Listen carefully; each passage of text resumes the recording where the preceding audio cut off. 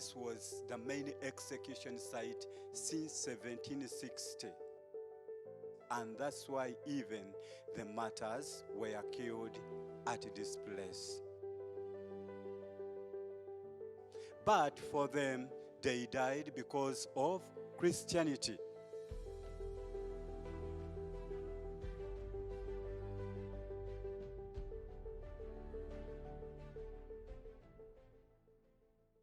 How Christianity started in Uganda. It happened in 1875. There was a certain gentleman who visited Uganda, or Buganda. That was Sir Henry Morton Stanley, who visited the king.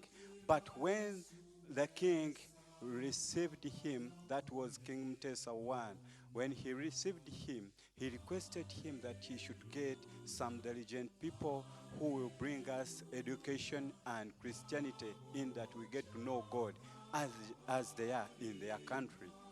So they wrote a letter on 14th of April 1875 requesting for the missionaries. That letter was addressed to Queen Victoria of England by then.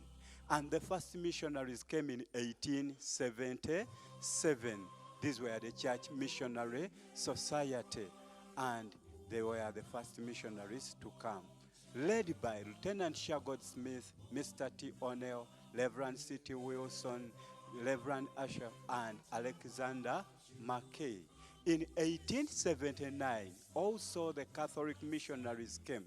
These were the White Fathers, and they were led by a certain gentleman called Monsignor Leon Levinak, Reverend Father Simeon Laudel, Reverend Father Ludovic Grout, Barbot, Brother Delmas Amans, Reverend Father Pascal, and others. So they did a good work of preaching the gospel in Buganda. And many people in the palace were converted to Christianity in 1881. Most of them were the pages, few of them were chiefs in the palace. So, unfortunately, this king who invited these missionaries, that is King Mutesa I, died in 1884, and his son took over. That was King Mwanga, because he was still a teenager, and he didn't know why his father had invited these missionaries.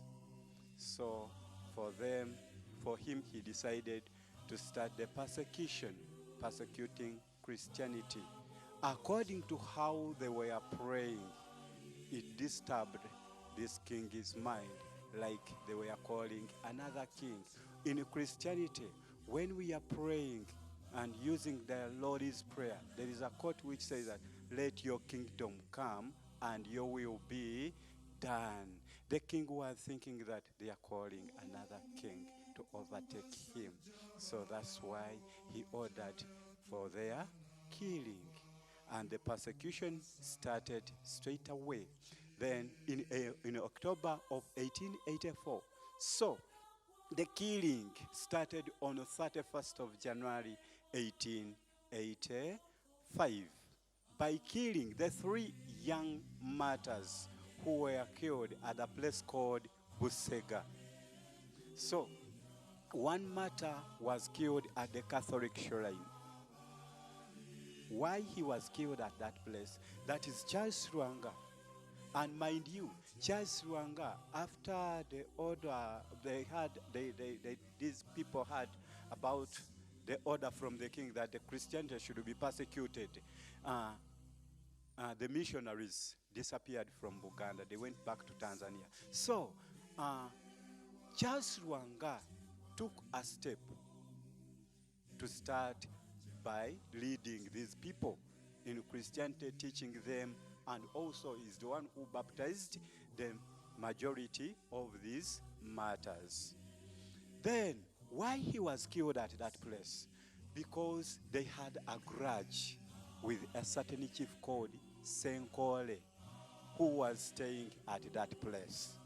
Senkole, because he was a chief, by then, before the killing, or before their persecution, by then it was King Mutesa I who ordered for the digging of Kabaka's lake. They were killed, buried here. Their remains. That's bones and ashes, not bodies. Bones and ashes are the one which were buried at this place. So, for those only who died on 3rd of June 1886, and that was the climax of everything.